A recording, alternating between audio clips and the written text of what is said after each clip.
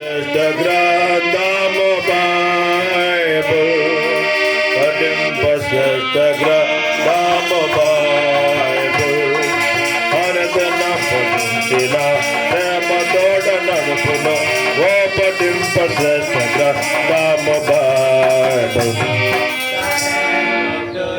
నేను చెప్పాలి కదండి, గ్రంథ విభాగంలో నుండి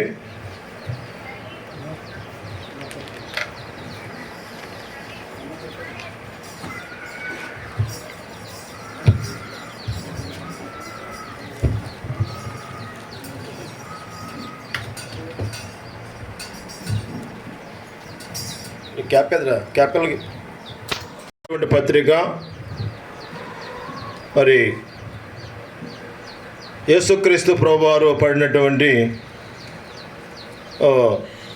శ్రమల గురించి ప్రభు నాకు భారాన్ని ఇచ్చినాడు.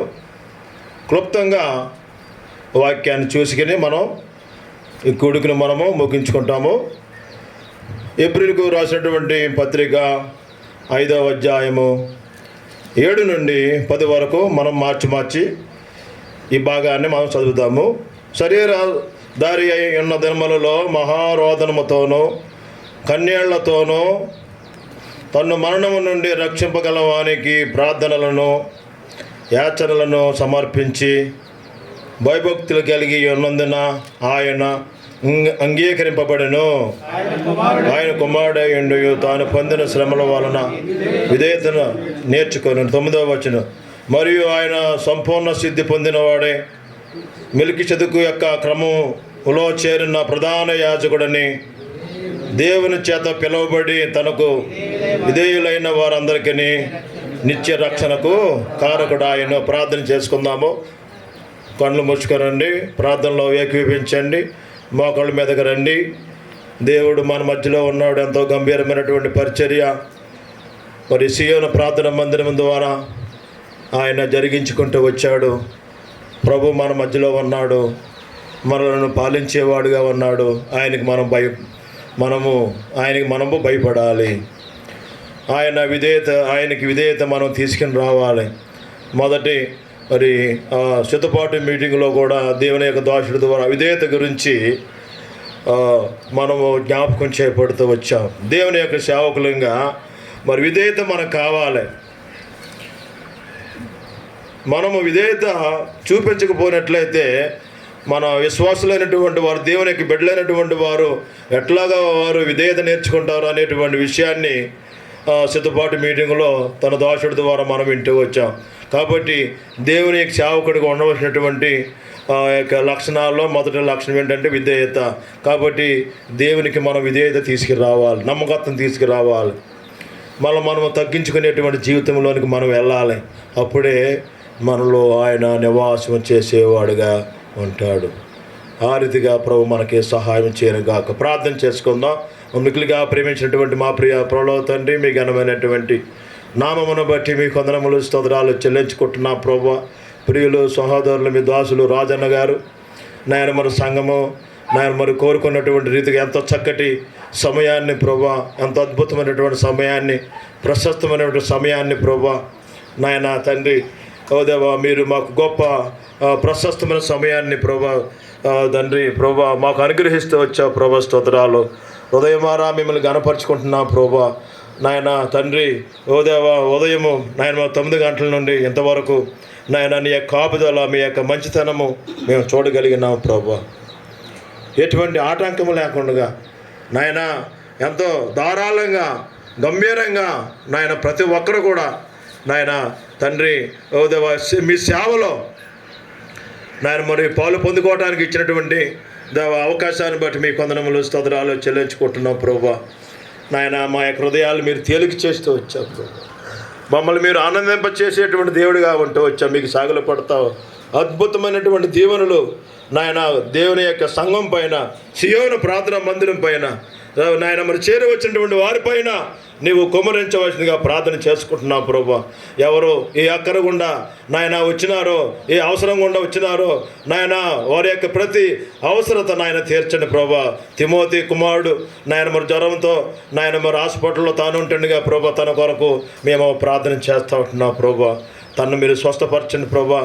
తను మీరు జ్ఞాపకం చేసుకోవాల్సిందిగా మేమంతా కూడా నాయన మన బిడ్డ కొరకు చేతులెత్తి నాయన ప్రార్థన చేస్తూ ఉంటున్నాం ప్రభా. ఈ రీతిగా మాకు తెలిసిన వారు, మాకు తెలియకుండా ఉన్నటువంటి నాయన వారి కొరకు ప్రార్థన చేస్తూ ఉంటున్నావు తండ్రి. ఓ దేవా నాయన మమ్మల్ని స్వస్థపరచడానికి ఈ లోకానికి వచ్చినావు, మమ్మల్ని రక్షించడానికి నాయన మరి లోకానికి వచ్చినావు. మమ్మల్ని ప్రభా మా యొక్క పాపాలను క్షమించడానికి ఈ లోకానికి వచ్చినావు. మా యొక్క దుర్నీతంతా కూడా తీసివేయడానికి ఈ లోకానికి వచ్చినావు ప్రభా. నాయన దేవా మరి ఆ రీతిగా మా యొక్క హృదయాలు నీకు సమర్పించుకోవడం ద్వారా నాయన మమ్మల్ని నీతిమంతులుగా నాయన తీర్చావు ప్రభా. మీ వందనములు నాయన స్తోత్రాలు చెల్లించుకుంటున్నావు ప్రభా. దేవా తండ్రి కూడి రాగలటువంటి మీ యొక్క ప్రజలను బట్టి మీ వందనములు స్తోత్రాలు చెల్లించుకుంటున్నావు. మీ నామంలో చదవబడిన వాక్య భాగము ద్వారా నాయన నీవు ప్రభా, నీవు నాయన నాతో మాతో కూడా మీరు నాయన మరి ప్రతి ఒక్కరితో కూడా మీరు మాట్లాడి ఓ దేవా నాయన ఆత్మీయమైనటువంటి పురుకొల్పు, ఆత్మీయమైనటువంటి శక్తి నాయన ఓ దేవా ప్రతి ఒక్కరికి కూడా మీరు అనుగ్రహించి దేవా ఏ రీతికైతే నాయన మరి మీరు విధేయత చూపించావో నాయన మేమందరం కూడా నీకు ఆ రకమైనటువంటి విధేయత మేము తీసుకురావడానికి నాయన మాకు కావాల్సినటువంటి మీ యొక్క ఆ యొక్క ప్రేరేపణను, ఆ కృపను నాయన మీరు మాకు అనుగ్రహించవలసిందిగా ప్రార్థన చేసుకుంటూ యేసు ప్రభువు నామంలో సమర్పించుకుంటూ ఉన్నాం తండ్రి. ఆమేన్. చక్కటి సమయాన్ని ప్రభు మరి సీయోను ప్రార్థనా మందిరంలో ప్రవేశాన్ని ప్రభు ఇచ్చినాడు. వ్యక్తిగతంగా దేవుడు నాకు నేను చెప్తూ ఉన్నాను, ఎంతో ఆనందం నేను అనుభవిస్తూ ఉంటూ ఉన్నాను అన్నమాట. ఎక్కడ కూడా ఆటంకం మనకి దేవుడు కలగనో లేదు.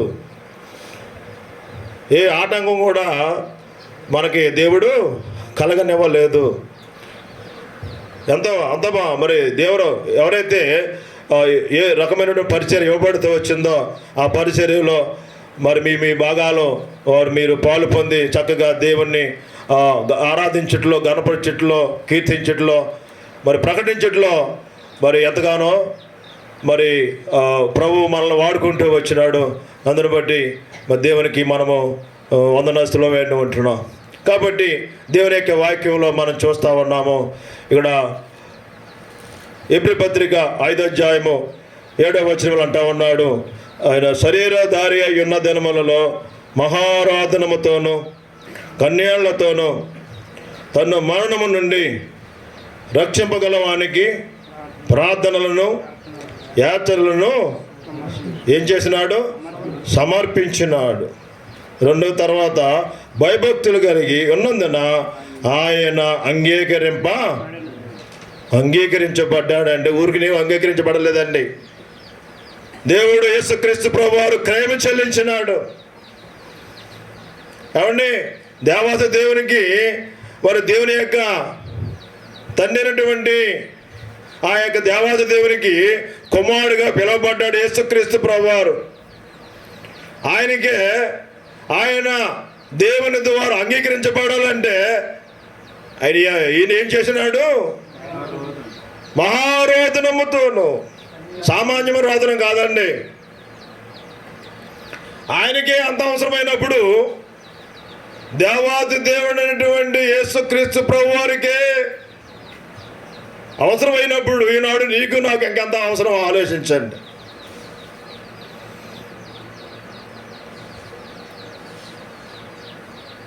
ప్రభు అంటా ఉన్నాడు మత్తయి సువార్త 11వ అధ్యాయం 29వ వచనం. నాకు ఎంత ఆనందం అంటే ఆ వాక్యాన్ని చదివేటప్పుడు, నేను సాత్వికుడును దీన మనసు గలవాడును. ఏంటన్నమాట? ప్రభు అంటా ఉన్నాడు. ఆయన ఏమంటా ఉన్నాడు? నేను సాత్వికుడును. చదవండి మత్తయి సువార్త 11వ అధ్యాయము 29వ వచనం. నేను సాత్వికుడును దీన మనసు గలవాడు గనుక మీ మీద నా కాడి ఎత్తుకుని నా యొద్ద నేర్చుకోనండి. మనం ఎవరి దగ్గర నేర్చుకోవాలి? ఏమండి, ఎవరి దగ్గర? లోకా సువార్త 10వ అధ్యాయం. లోకా శుభవార్త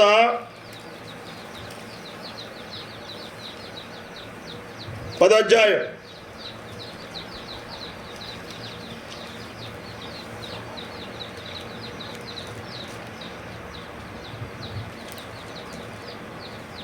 39వ వచనం. ఆమెకు మరియా అను సహోదరి ఉండెను. ఈమె యేసు పాదముల యొద్ద ఎక్కడ కూర్చుందండి? మనం ఎక్కడ కూర్చున్నప్పుడు సియోను ప్రార్థనా మందిరంలో కూర్చున్నాము. ఆనాడు మరి ఎక్కడ కూర్చుంది? యేసుక్రీస్తు ప్రభువు వారి పాదాల దగ్గర కూర్చు. ఎంత మంచి లక్షణం!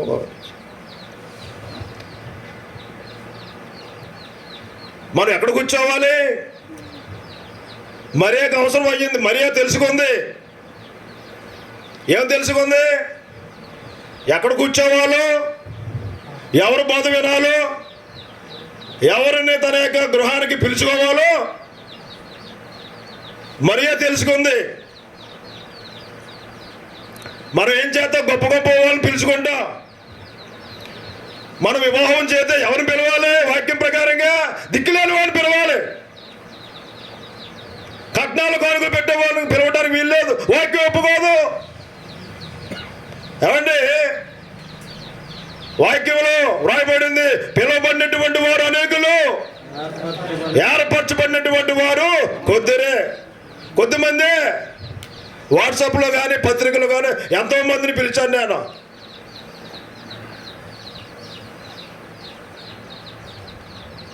ఏమండి, 130 మంది 140 మందికి మెసేజ్లు పంపాను నేను. ఎంతో మందిని పిలిచాను. ఆయన ఏర్పాటు చేసుకున్నటువంటి వాళ్ళు ఎంతమంది అన్నమాట? కొద్దిమంది. ఈనాడు ఆ కొద్ది మందిలో నీవు నేను ఉన్నామంటే దేవుని యొక్క ఉచితమైనటువంటి కృప.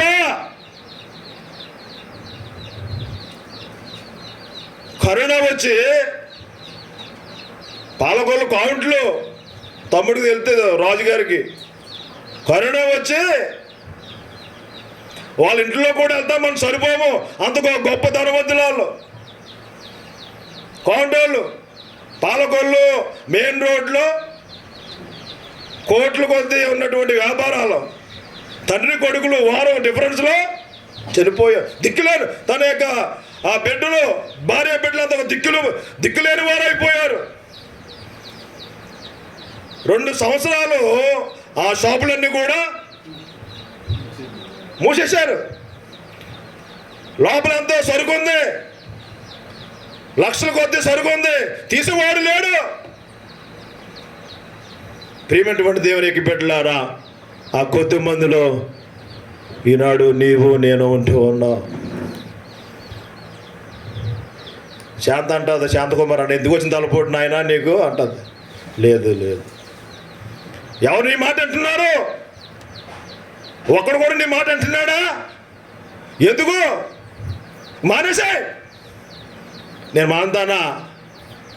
ఏమంటే దేవుడు చేయొద్దంటే మానతాను నేను. భార్య చెప్పినా, కుమారుడు చెప్పినా, కుమార్తె చెప్పినా ఆగే పరిచర్య కాదు ఇది.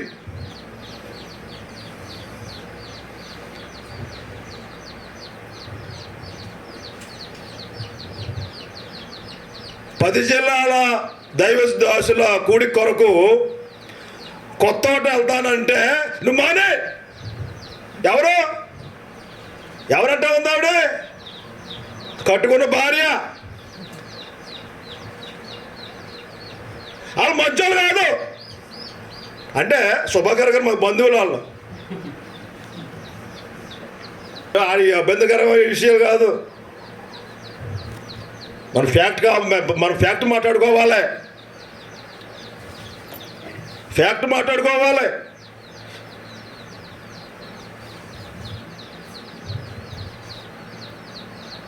మరే వెళ్ళొద్దు. మన దగ్గర నా దగ్గర నో ఆన్సర్. ఎవడే భార్య వెళ్ళమంటే వెళ్ళేవారు ఉన్నారు ఈ రోజు సేవకులు. నేను చెప్తా ఉన్నాను, భార్యలు వద్దంటే మానేసే సేవకులు ఉన్నారు. అవునే, దేవుని యొక్క ఆత్మ బాధపడదా? తమ్ముడు, అన్నా నువ్వు జెరూసలేం మినిస్ట్రీ ద్వారా జరిపించాలన్నా. తమ్ముడు కోరాడు, 2-3 సార్లు వచ్చాడు పాపం. ఎంత బాధతో చెప్తా ఉన్నాను. అన్నా జెరూసలేం ద్వారా మరి జరిపించాలన్నా. 2-3 సార్లు వచ్చాడు తమ్ముడు. తమ్ముడిని తప్పుదా పట్టించారన్నమాట. ఎవరో సేవకులే. మనకు చేతనైతే మంచి మార్గం నడిపించాలి. విశ్వాసులు కానీ తోటి సేవకులు కానీ మంచి మార్గం నడిపించాలి. అలాగే తమ్ముడు తప్పకుండా చేద్దాము. ఈ టైప్ ఆఫ్ విధానంలో నా వల్ల అవదో తమ్ముడు అంటేనే శాంతకుమార్ మంచి సలహా. లేదు తమ్ముడు అడుగుతామన్నాడు, తప్పకుండా చెయ్యాలి. శాంతకుమార్ 2 పక్కల పొదిన ఉంటుంది అనమాట. ఆవిడకి 2 పక్కలు ఉంటుంది పొదిన, ఒక పక్కనే కాదు.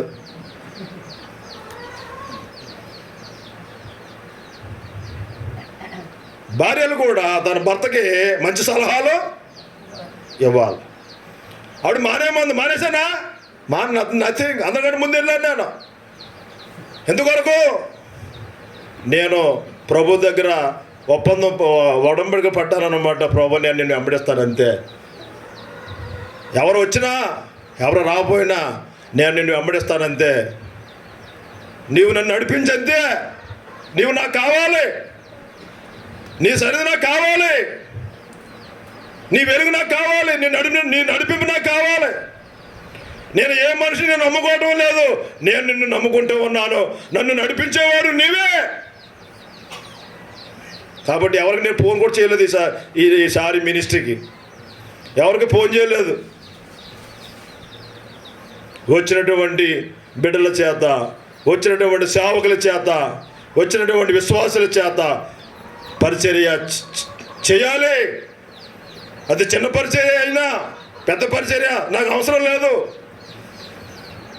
10 మంది వచ్చినా సరే ఆ 10 మంది ద్వారా పరిచర్య నేను చేస్తాను.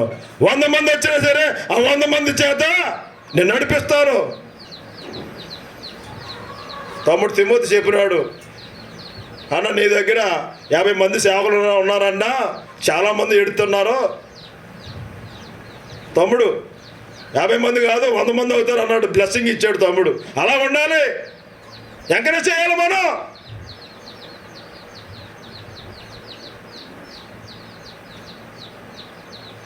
ఏం చేయాలి మనం? ఎంకరేజ్ చేయాలి. ఒక ఆయన చెప్తా ఉన్నాడు, అన్న నీకు వెన్నుపోటు పొడిచారంట కదా. ప్రసాదం నీకు వెన్నుపోటు పొడిచారంట కదా. ఏ పోటు పొడిచిన పని అవుతుంది నాయన. దేవుడు నన్ను నడిపించేవాడుగా ఉన్నాడు. జెరూసలేం నాది కాదు, దేవుని యొక్క మందిరం, దేవుని మందిరం. అందుగురించి ఏ వ్యక్తి యొక్క పేరు పెట్టడం నాకు ఇష్టపడదో, దేవుని యొక్క నామ మహింపరచబడాలి, అది నా యొక్క తీర్మానం. కాబట్టి ప్రియమైనటువంటి దేవుని యొక్క బిడ్డలారా, ఈ మరియా ఎవరిని చేర్చుకుందన్నమాట?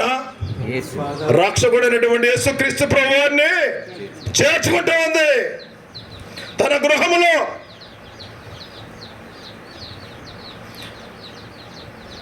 మన వివాహం జరుగుతూ ఉందనుకోండి, విందు జరుగుతూ ఉండి ఎవరిని పిలవాలి మనం? వాక్యాన్ని బట్టి దిక్కులేని వాళ్ళని పిలవాలి. మనం ఎక్కడికి వచ్చాము ఇప్పుడు? రాజుగారు వెంట ఎవరో పాప వెనకాల ఎవరూ లేరు. తమ్ముడు చెప్పినాడు, అన్నా తిమోతి అన్న రొయ్యలు ఎత్తారంటున్నాడు అంటే సర్లే తమ్ముడు ఏమి ఎత్తాడు ఏంటో ఎలాంటి ఎత్తాడో నాకు తెలియదు బాబు ఏంటంటే నేను సర్లే అన్న ఇచ్చి తీసుకుందాం అన్న కంగారు పడగా అన్నాడు. లేదు లేదు ఆయనకి నాకున్న సన్నిహితాన్ని బట్టి నేను మాట్లాడతానులే అని వెంటనే ఫోన్ కొట్టాను అన్నమాట. ఫోన్ కొడితే చాలా మంచి రొయ్యలు సైజు దేవుడు ఇచ్చేసాడు అనమాట సియోనికి. ఆయన అంటా ఉన్నాడు తిమోతి గారు తమ్ముడు అంట అన్న ఈ రకమైన ఎవరైతే పేదలుగా సంఘాలు ఉన్నాయో వాళ్ళందరికీ నేను రొయ్యలు నేను సమర్పించుకోవడం అంటున్నాడు ఆయన. ఎంత అద్భుతమైన విషయము దేవుని యొక్క కార్యాలు మనం చెప్పలేమాట. కాబట్టి ప్రియమైనటువంటి దేవునికి బిడ్డలారా అలాంటి వాడిని మనం బలపరచ ఉన్నవాడిని కాదు. ప్రభు వచ్చింది ఎవరి కొరకు? ఎవరిని చెప్పండి? ఇంకా రోగుల కొరకు వచ్చినాడు. నీతిమంతుల కొరకు ఆయన రాలేదు. ఎవరి కొరకు? పాపుల కొరకు. నీతిమంతుల్ని పిలువ రాలేదు కానీ పాపుల్ని పిలువంటారు. కాబట్టి మనం పరిచర్య ఎక్కడ చేయాలంటే ఏంటి? బేదలైనటువంటి వారి యొద్ద, బలహీనమైనటువంటి వారి యొద్ద, దిక్కులేనటువంటి వారి యొద్ద మనము ఆ పరిచర్య దేవుడు అంగీకరించేటువంటి పరిచర్య. 2 రోజుల ముందు బేవారు బెహెర్షబ సేవకుడు కిరణ్ గారు ఫోన్ చేసినాడు. అంకుల్ గారు ఇక్కడ మినిస్ట్రీ ఇక్కడ మీటింగ్ జరుగుతూ ఉన్నాయి కదా, మీరు రావాలంటే చెప్పారు. బాబు కిరణ్ గారు మీటింగ్స్ రావడానికి అవకాశం లేదు, నేను సువార్తికుడిని కాబట్టి శనివారం నాడు ప్రభుచిత్తం అయితే మా టీం అంతా కూడా వస్తాము, జెరూసలేం మినిస్ట్రీ లీడ్ చేస్తుంది, దానికి నీవు అంగీకరించినట్లయితే స్వయంగా మేము వస్తాం, మా గురించి ఏం పెట్టుకోని అవసరం లేదు, ఆటో నాదే, బ్యాటరీ నాదే, సిస్టమ్ నాదే, అన్నీ నాయే, నీకు ఇష్టమైతే వాడుకో అంతే, లేదు మానే, నాకు రూపాయి అవసరం లేదు, అన్నీ నాయే పెట్టుకుంటాను, నేనే పెట్టుకుంటాను. ఎవరి కొరకు? దేవుని కొరకు, దేవుని యొక్క రాజ్య సువార్త కొరకు. అలాగే అంకుల్ గారు అంటే ఇంతవరకు ఫోన్ లేదు.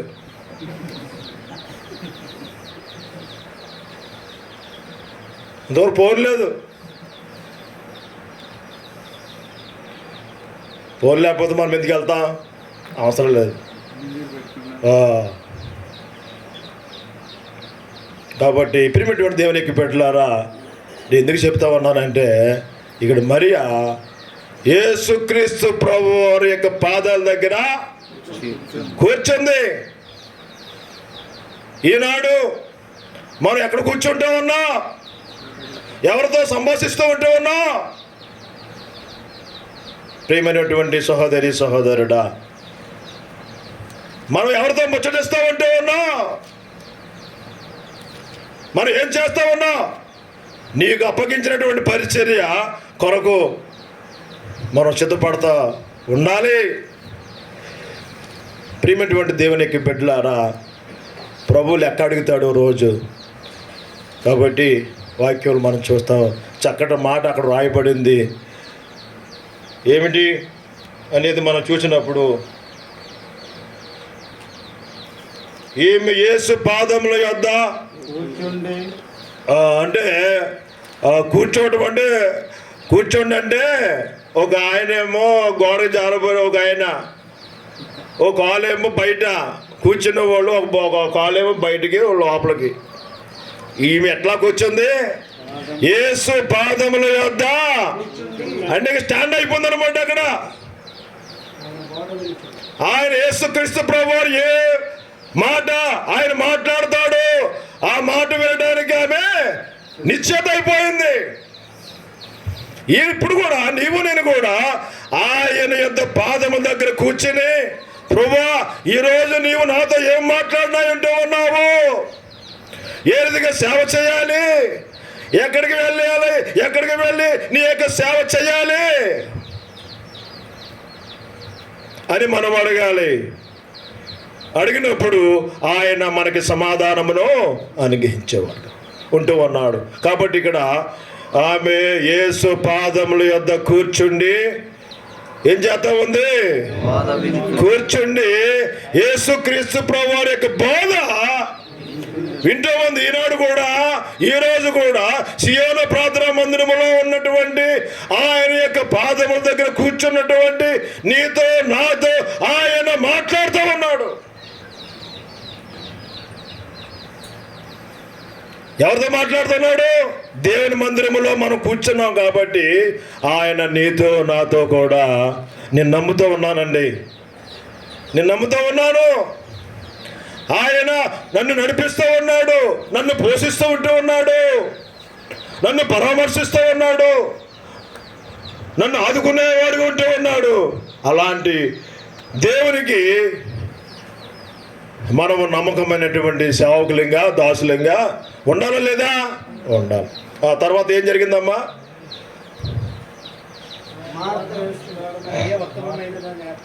ఆయన బోధ మనం కూడా ఎవరి బోధ వినాలి? దేవుని బోధ, యేసుక్రీస్తు ప్రభువారి యొక్క బోధ. యూట్యూబ్లో బోధ కాదు, వాట్సాప్లో ఉన్న బోధ కాదు, యూట్యూబ్లో ఉన్నట్టు బోధ కాదు. మనం వినవలసింది ఎక్కడ? యేసుక్రీస్తు ప్రభువారి యొక్క పాదముల దగ్గర ఉన్నటువంటి ఆయన బోధించేటువంటి బోధ మనకి అవసరం. కాబట్టి ప్రియమైనటువంటి దేవుని యొక్క బిడ్డలారా, మార్తా, మరియా, లాజరు ఉన్నటువంటి గృహానికి యేసుక్రీస్తు ప్రభువారు వచ్చాడు. కాబట్టి మరణించి 4 దినాలైనా కూడా దేవుడు తన కార్యాన్ని ఏమంటే చెప్పండి జరిగించాడు. ఈనాడు దేవుని యొక్క సాన్నిధ్యాన్ని, దేవుని యొక్క నడిపింపును, దేవుని యొక్క స్పర్శను మనం కోరుకున్నప్పుడు, ఆనాడు మరియా, మార్తా, లాజరు గృహంలో ఉన్నటువంటి ఆ లోటు, ఆ కన్నీరు, 4 దినాలు కన్నీరు కారుస్తూ వచ్చారు. ఎవరు? మార్తా, మరియా. అయ్యో నా తమ్ముడు, అయ్యో నా సహోదరుడు. ప్రభు ఏం చేసినాడు? ఆ కన్నీటిని ప్రభు తుడిచినాడు. ఈనాడు కూడా నీ కన్నీరు, నా కన్నీరు ఆయన తుడిచేటువంటి దేవుడు. ఆయనకి తగిన రీతిగా మనము నడుచుకోవాల్సినటువంటి అవసరత మనం చూస్తూ ఉంటున్నాం. కాబట్టి నేను ముగింపులోకి ఉంటూ ఉన్నాను. ఇక్కడ అంటా ఉన్నాడు, మత్తయి సువార్త 11వ అధ్యాయము 29వ వచనంలో అంటా ఉన్నాడు, నేను సాత్వికుడును, దీన మనస్సు గలవాడును గనుక మీ మీద నా కాడి ఎత్తుకుని ప్రభు అంటూ ఉన్నాడు. ఎక్కడ నేర్చుకోవాలి మనము? ఆయన ఎత్తు మనం నేర్చుకోవాలి, ఆయన దగ్గర మనం నేర్చుకోవాలి. ఆయన యొద్ద నేర్చుకోవాలి. వాక్యంలో ఎన్నో విషయాలు మనకు అర్థం కానటువంటి విషయాలు ఉన్నాయి, అయినా కూడా పర్వాలేదు. కానీ యేసు ప్రభు దగ్గర కూర్చుండి ఆయన బోధ మనం వినేవారుగా ఉన్నప్పుడు, ఆయన దగ్గర మనం నేర్చుకున్నప్పుడు, ఆయన సమస్తము కూడా మనకు ఆయన నేర్పేవాడుగా ఉంటూ ఉన్నాడు. ఆయనను మనలోనికి ఆహ్వానించాలి. కాబట్టి నా యొద్ద నేర్చుకోవడం ద్వారా కలిగేటువంటి భాగ్యం ఏంటి చెప్పండి? తర్వాత వచనం, నా యొద్ద నేర్చుకునేటప్పుడు మీ ప్రాణములకు విశ్రాంతి, నెమ్మది. ఈరోజు ఎంతోమంది సహోదరులు విశ్రాంతి లేక, నెమ్మది లేక, మనశ్శాంతి లేక, సమాధానం లేక ఎన్నో కుటుంబాలు విడిపోతూ ఉన్నాయి. ఎంతోమంది ఆత్మహత్య చేసుకుంటూ ఉన్నారు సమాధానం లేక. కాబట్టి ఆయన ఇచ్చేటువంటి సమాధానము ఈనాడు నీకు నాకు కూడా కావాలంటే ఆయన యొద్ద మనము నేర్చుకోవాలి. మొదటి మాట ఏంటంటే ఆయన యొద్ద మనం కూర్చోవాలి. ఉండేది ఆయన యొద్ద నేర్చుకోవాలి. ఎంతవరకు? మనం చచ్చే వరకు. ఏమండి? ఎంతవరకు అండి? మనం చచ్చే వరకు నేర్చుకుంటేనే పోవాలి. నేర్చుకుంటేనే దేవుని యొక్క సేవ మనం చేసేటువంటి వారుగా మనం ఉండాలి. కాబట్టి వాక్య భాగంలో చివరిగా దయచేసి అక్కడ అంటా రాయబడింది, ఏప్రిల్ రాసిన పత్రిక 5వ అధ్యాయం 7వ వచనం అంటా ఉన్నాడు, శరీరధారి అయ్యున్న దినములలో మహారోదనముతోనూ కన్నీళ్లతోనూ తన్ను మరణము నుండి రక్షింపగలవానికి ప్రార్థనలను యాచనలను సమర్పించి ఏం చేస్తున్నాడు యేసుక్రీస్తు ప్రభువారు? భయభక్తులు కలిగి ఉన్నందున ఉట్ని అంగీకరించబడలేదండి. ఈనాడు నీవు నేను కూడా అంగీకరించబడాలంటే, దేవుని ద్వారా యేసుక్రీస్తు ప్రభు ద్వారా అంగీకరించబడాలంటే ఆయన యందు ఉండవలసినటువంటి భయభక్తులు కలిగి మనం ఉండాలి. మన ఇష్టానుసారమైనటువంటి విధానములు, మన ఇష్టానుసారమైనటువంటి వారిగా జీవించుకుంటూ ఏమండి ప్రభుని మనం కలుసుకోలేమండి. లోకము తెగిపోవా, లోకము నుండి మనం పాడుకుంటూ వచ్చాం. ఏం పాడుకున్నాము? లోకము నుండి మనము వేరే,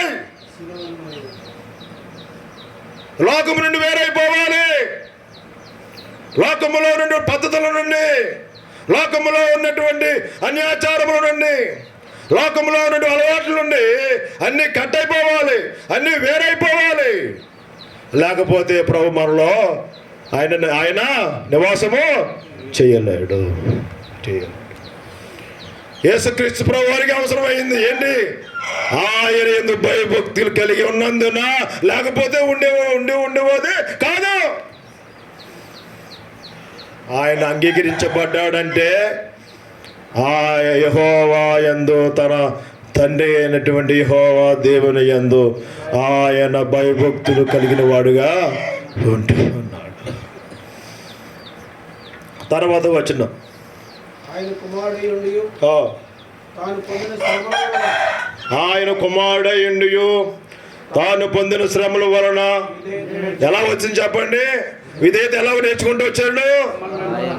శ్రమలు అంటే మనకి ఇష్టం ఉండదు, అన్నీ రెడీ అయిపోవాలంతే, శ్రమ పట్టడానికి వీల్లేదు. ఈ మందిరానికి వచ్చాను నేను, 8:30 ప్రాంతంకి వచ్చాను. వచ్చిన తర్వాత ఏం చేసామంటే అన్నీ ఇక్కడే, కొండలు మండలు అన్నీ ఇక్కడ ఉన్నాయి. బేసిన్లు వీళ్ళిద్దరికి చెప్పాను అన్నమాట, నవీన్కి ఆటో డ్రైవర్కి, శుభ్రంగా అన్నీ ఆ కాలేజ్ అక్కడ ఏంట్రా బాబు, మనం శ్రమ పడాలి. శ్రమల వలన మనకి ఏమొస్తుంది చెప్పండి? విధేయత. నీవు విధేయురాలుగా ఉండాలంటే శ్రమ పడాలి. ఈరోజు మనకి విధేయత ఎందుకు రావడం లేదు? ఏమంటే మనకి విధేయత ఎందుకు రావడం లేదు? శ్రమలు పట్టడానికి ఇష్టం ఉండటం లేదు. ఏదైనా ఒక మాట అన్నామనుకోండి, పడే పరిస్థితి కనపడటం లేదు.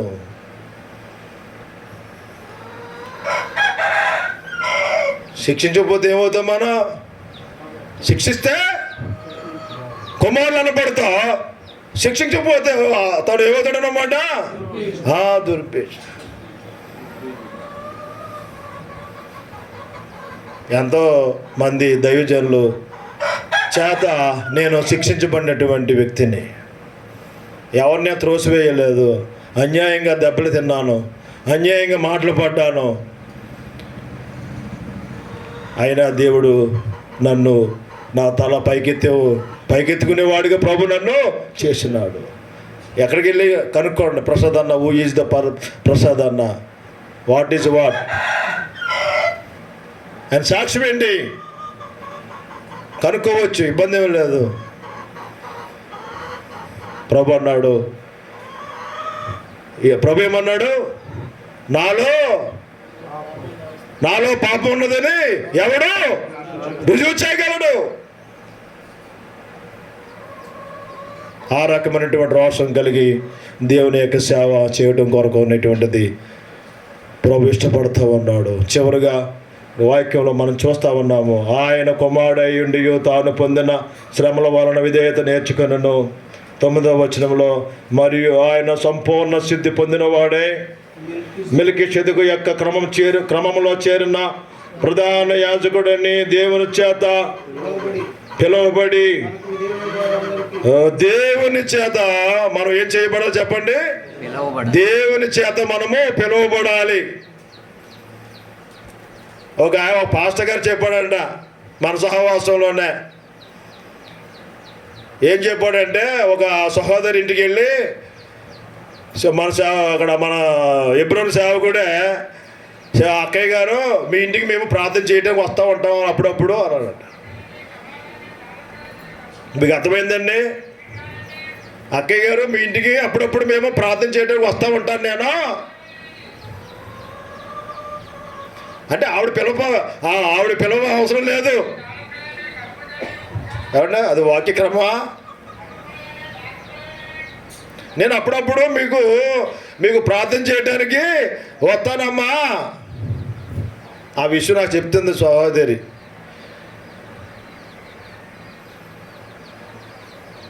ఎంతో నేను తలదించుకున్నాను అన్నమాట. ఇక్కడ అంటా ఉన్నాడు, దేవుని చేత యేసు ప్రభు ఏం చేసినాడు? దేవుని చేత ఆయన పిలువబడ్డాడు. ఈరోజు అల్లంగుంటలో ఉన్నటువంటి సియోను ప్రార్థనా మందిరానికి మనము పిలువబడ్డామా, లేకపోతే మనం సొంతంగా వచ్చేసినామా? అది వాక్యం చర్చ్. ప్రియమైనటువంటి నేను ముగింపులోకి వస్తూ ఉన్నాను.